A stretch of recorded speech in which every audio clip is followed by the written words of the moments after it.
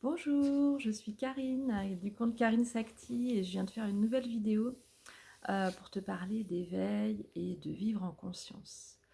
Alors, moi je suis médium, messagère de l'invisible comme j'aime bien dire, c'est-à-dire que je t'accompagne avec mes guidances, mes accompagnements. Je suis thérapeute et voilà, j'aime créer du contenu pour t'aider, t'accompagner. Et aujourd'hui, j'ai envie de te donner, de te permettre de peut-être de comprendre ce qui se passe si tu t'éveilles, et puis aussi pour les personnes qui sont déjà sur un cheminement, peut-être de poser des mots, une nouvelle compréhension sur ce qu'ils sont en train de vivre. Alors l'éveil, qu'est-ce que c'est? Comme on me l'a envoyé hier, en fait, c'est depuis hier, on me demande de faire cette vidéo, donc voilà, j'écoute mes chers guides. Et en fait, on me dit, voilà, que c'est comme si on vivait dans une pièce de 10 mètres carrés avant l'éveil, on va dire. Tu vis, voilà, tu es un peu dans le noir, dans le sombre, tu sais pas, bon, tu fais ce que tu as à faire, voilà, comme on te l'a appris chaque jour depuis ta naissance. Et puis tout d'un coup, en touchant un endroit, tu trouves un interrupteur et ça s'allume. Et là, il y a quelque chose de nouveau qui se passe en toi, comme si tu découvrais une nouvelle manière de voir la vie, des couleurs, peut-être des sensations, des perceptions.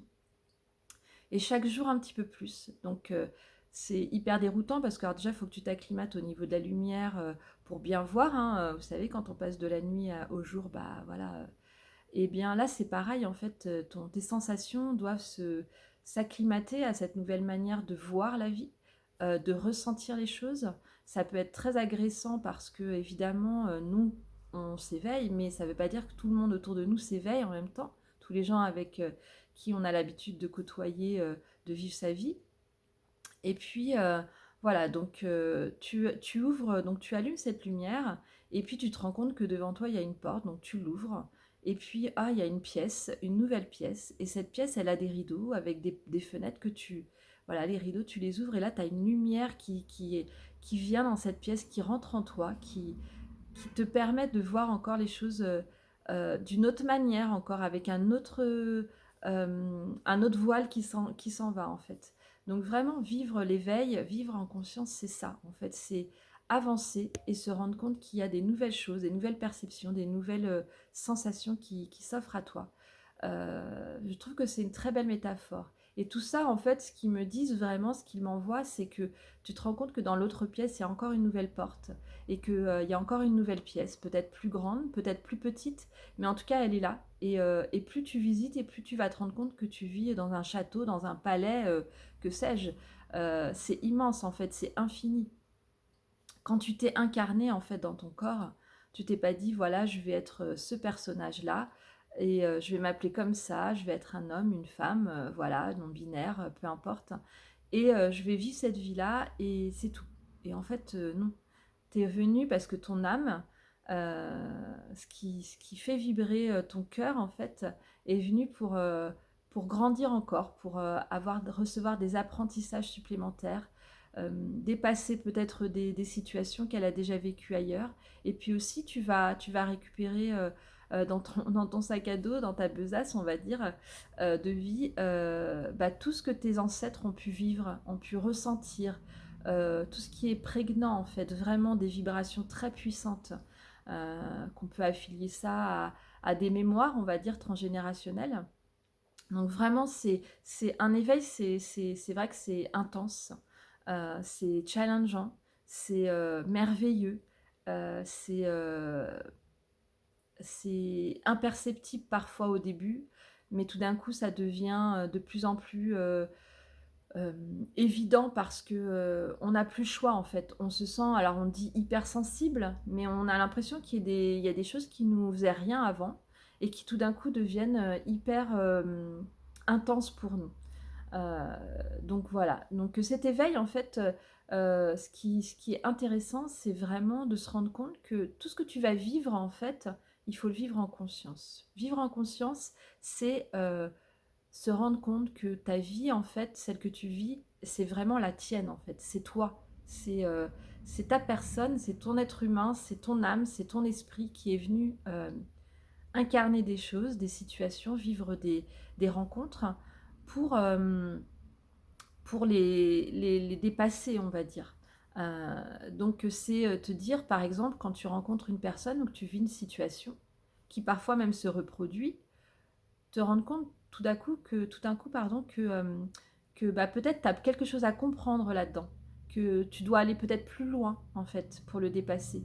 C'est pas ah mais pourquoi je rencontre toujours le même type de mec ou le même type de nana qui me fait souffrir par exemple, ou le même type de responsable, de chef qui va m'humilier ou me faire vivre des situations qui me mettent mal à l'aise.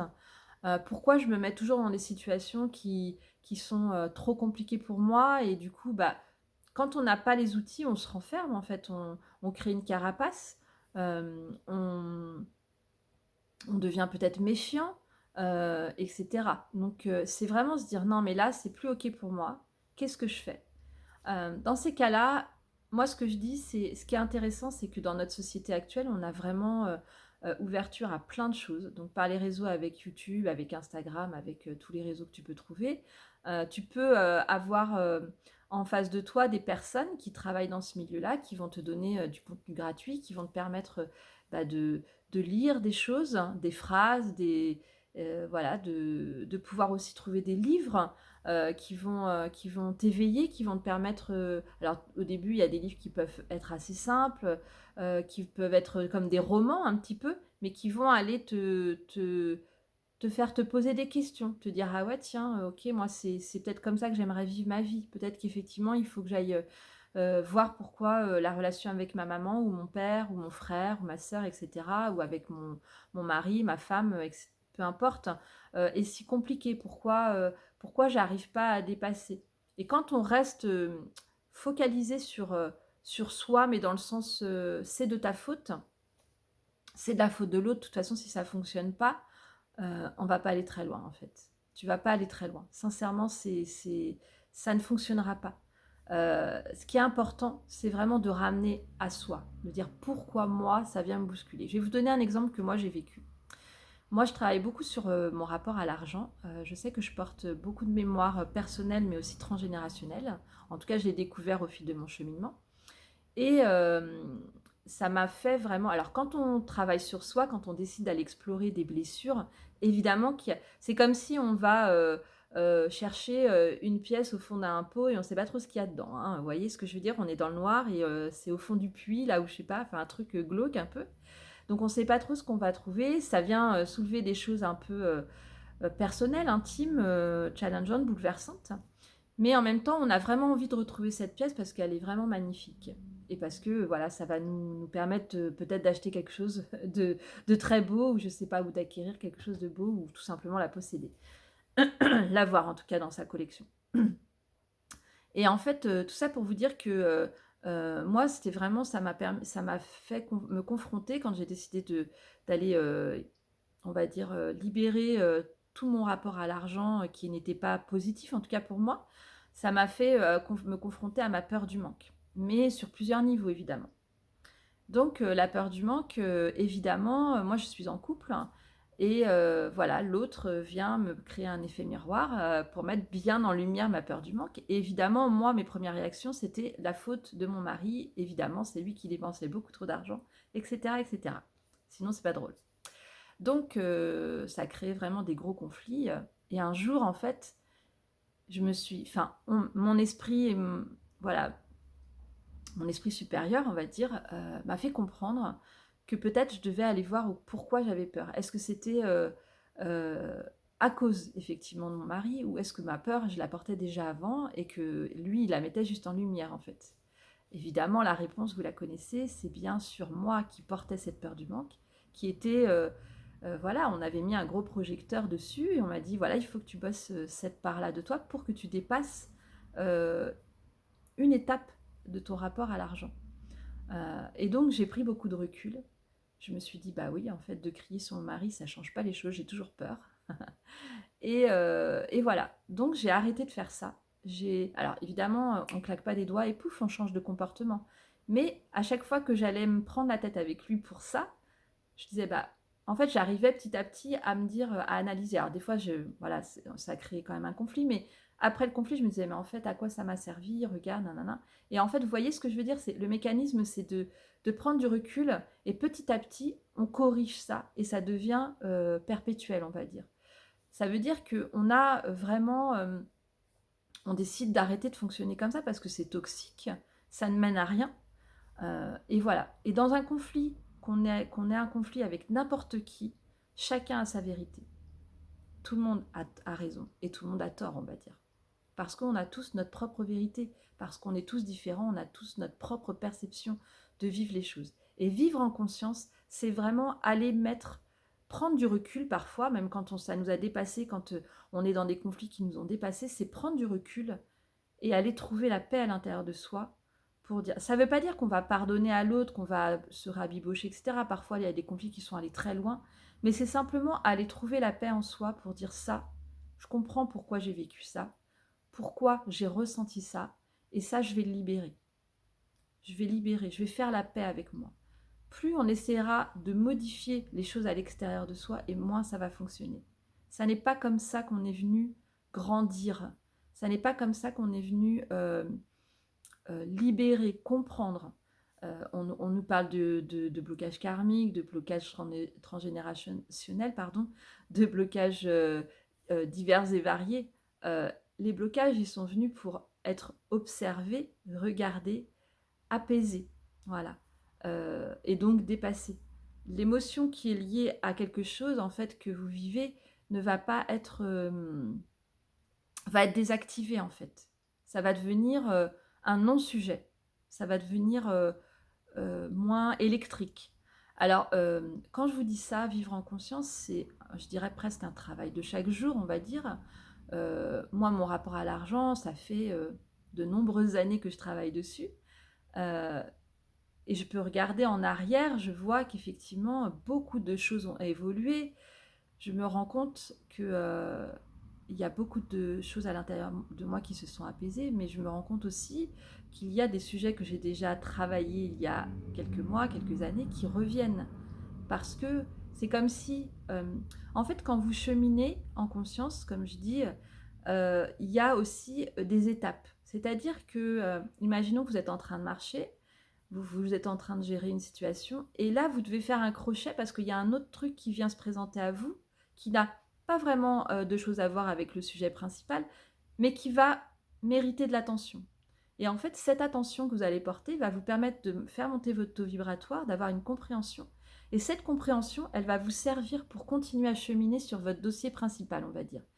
Vous voyez ce que je veux dire? En fait, on prend des virages qui peuvent nous paraître complètement incongrus, on va dire, dans notre cheminement, mais qui sont nécessaires. Je vais prendre un autre exemple. Imaginons quelqu'un qui me dit oui, je voudrais trouver le travail de mes rêves, je voudrais rencontrer la personne de mes rêves. Ok, pas de souci. Définis déjà quel est le travail de tes rêves, quelle est la personne de tes rêves. Voilà. Toi, est-ce que tu as atteint cette personne de tes rêves? Est-ce que tu es celle qui vibre, celle qui est capable de rencontrer cette personne-là? Si tu veux quelqu'un qui est en paix, serein, etc., et que toi, tu es complètement en vrac, en dépression, etc., ça va être compliqué parce que on vibre, on émane des vibrations, et la personne qui est hyper en paix, etc., à moins qu'elle soit dans un syndrome de sauveur, etc., elle va pas venir à toi, elle va rechercher la même chose, puisqu'elle aura cheminé sur son chemin, elle aura atteint un état d'être qui dira qu'elle a besoin en fait de vivre la même chose avec quelqu'un qui va être sur la même phase. Ça ne veut pas dire qu'après on ne va pas continuer à avancer ensemble, mais ça veut dire qu'on a envie d'être avec des personnes qui sont identiques à nous quand on est dans un bien-être. Quand on est blessé, on va attirer les personnes dont on a besoin pour aller travailler cette blessure-là. Donc vous voyez, il y a plusieurs niveaux de conscience qui vont venir dans votre vie, et plus vous allez monter, c'est comme un escalier finalement, plus vous allez monter, plus vous allez atteindre des paliers qui vont vous permettre d'ouvrir les yeux sur un sujet que vous aviez déjà travaillé à un certain niveau, mais que vous êtes prêt à retravailler sur un autre niveau de conscience. Et ça permet vraiment d'avoir un éveil en conscience, avec un bien-être qui s'installe jour après jour, semaine après semaine, année après année. Et on atteint un moment de vie où on se sent bien, quoi, en fait. Et plus on va travailler comme ça, plus on va œuvrer dans ce sens-là, et plus ça va être «facile» entre guillemets de comprendre comment on fonctionne, d'aller, analyser ce qu'on vit, d'aller observer ce qu'on vit, d'aller poser des mots sur ce qu'on est en train de ressentir, et de passer, au step supérieur. Ça ne veut pas dire qu'on va avoir une vie, hyper simple, hyper douce et cetera. Il y a des moments où on est encore challengé, où on peut se sentir triste, où, on peut ressentir de l'injustice et cetera, où on peut se dire: «Mais ça, j'ai déjà fait, j'en peux plus, j'ai envie de passer à autre chose». Heu, c'est clair, moi, la première, je le vis, régulièrement. Mais malgré tout, on a cette foi en nous qui grandit, de se dire: «Bah, regarde tout le parcours que j'ai fait et regarde où j'en suis, et je suis tellement contente que je vais pas lâcher maintenant. Je vais vivre mon moment de down, je vais accepter d'avoir un moment où voilà, c'est pas OK, et puis après je repars, quoi». Donc voilà ce que je voulais vous partager aujourd'hui. Je vais pas délayer parce que c'est pas le but. J'ai envie vraiment que, voilà, vous puissiez déjà réfléchir à ce qu'on vous délivre, moi et mes amis, de l'invisible. Et puis, si vous avez des questions, bah, hésitez pas. Posez-les-moi, je serai ravie d'y répondre. Et puis je reviendrai vous retrouver pour une nouvelle, vidéo, peut-être pour continuer la suite, ou une guidance, ou je ne sais, quelle vidéo. En tout cas, je vous remercie d'être là. Je vous embrasse, je vous souhaite une très belle journée et je vous dis à très bientôt. Ciao, ciao!